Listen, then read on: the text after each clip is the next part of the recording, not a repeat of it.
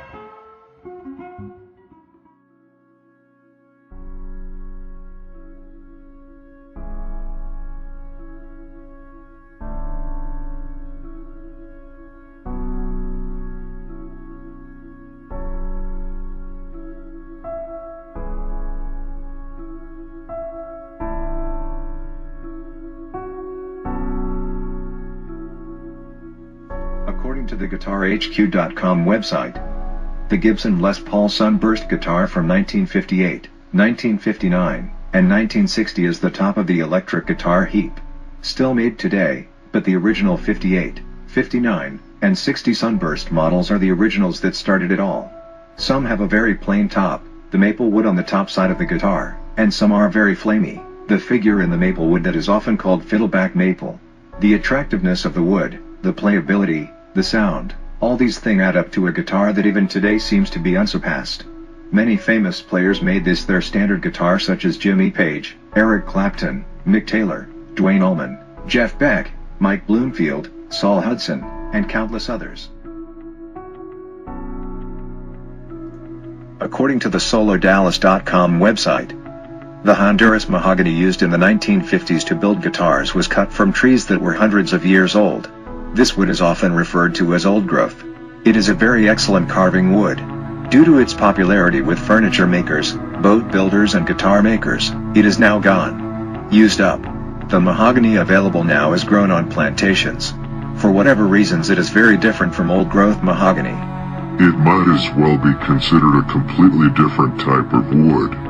Newer wood is very unsatisfactory for reproducing a true burst tone, compared to old-growth Honduras mahogany.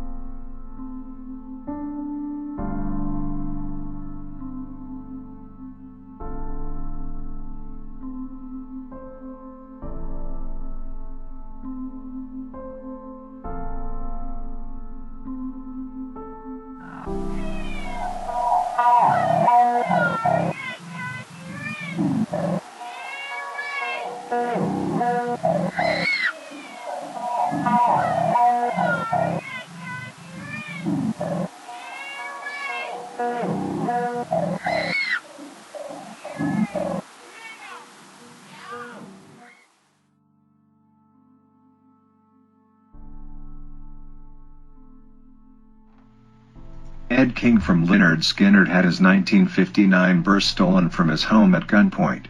These men knew exactly what they were looking for. Several years later, Ed spotted his guitar in the book, Beauty of the Burst. Luckily, he was able to get the guitar back from a well-known Burst collector. Ed's guitar is the second from the right, on the top row.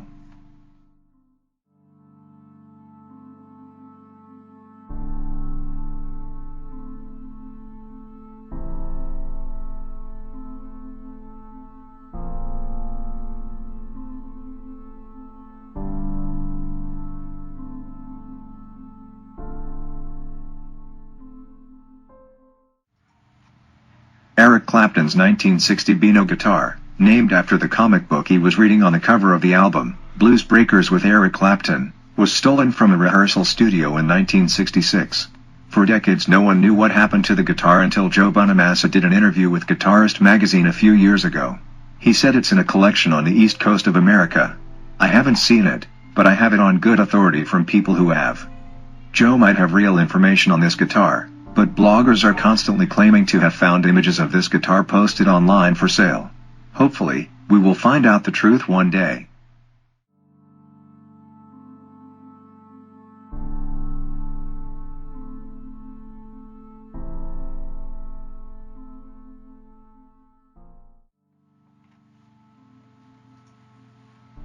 But then, there's the sad story of the Rosewood Lady, one of Charlie Daniels' early Les Pauls. According to Gibson.com, it was bought in a small Nashville shop and quickly became his favorite. I love that guitar, he says. It was a '59 red sunburst, which is my favorite color, and it played like a dream, so I named her the Rosewood Lady. One day she needed a little fix-up.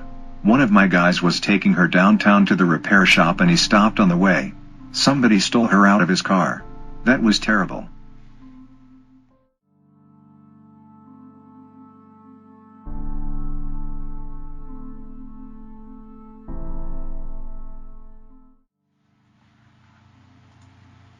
Ronnie Montrose was born in San Francisco in 1947. He moved to Colorado with his family, and found his way back to San Francisco with a flower in his hair in 1968. According to Guitar Player magazine, he was hired by Van Morrison to play on the album, Tupelo Honey, in 1971, and, in September 1972, he was recruited to join the Edgar Winter Group shortly before the epic recording sessions for They Only Come Out at Night. At this time, Ronnie decided to acquire his first real instrument, a 1959 Les Paul Standard, bought from Jay Giles for the then hefty sum of $800. This was the guitar used on Frankenstein and Free Ride. The very next month, the '59 was stolen right off the stage during an Edgar Winter Group concert, in Dudley, Massachusetts, on October 20, 1972.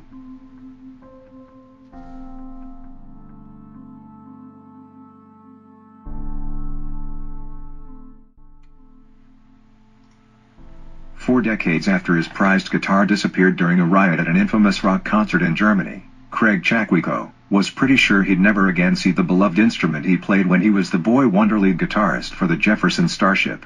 He's since learned to never say never. The Marin Independent Journal goes on to say the former Mill Valley rock star believed his 1959 Gibson Les Paul Sunburst, now one of the rarest and most valuable guitars in the world, had been destroyed along with the rest of the Starship's equipment, in the notorious Lorelei concert riot in 1978, when angry German fans hurled rocks and bottles, and set fire to the amphitheater stage after it was announced that the Starship's hard-drinking lead singer, Grace Slick, was too ill to perform that day.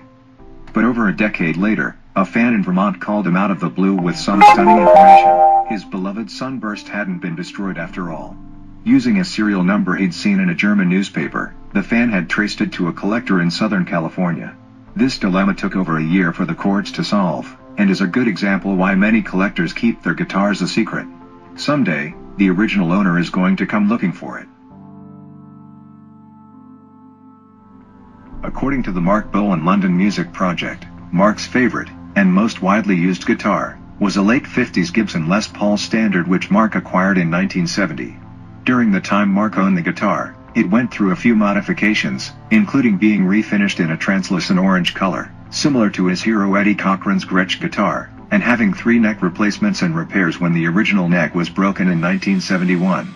The guitar was eventually stolen in late 1976 or early 1977, from outside a rehearsal studio. Over the years, there have been vague rumors of its whereabouts, but nothing concrete, until now. Recently, the son of the current owner of the guitar, who acquired it in the mid-90s, posted some photos on the My Les Paul forum to help identify the authenticity of the guitar as either an original 1958 or 1959 Les Paul Standard, a guitar that is considered to be the holy grail in guitarist and guitar collector circles. As the thread unfolded, it became clear that the guitar was in fact more than likely Mark's stolen Les Paul. Sadly, the guitar has been modified a lot since it left Mark's possession, including at least 2 refinishes, black and then sunburst, a further neck replacement, and the bridge pickup changed.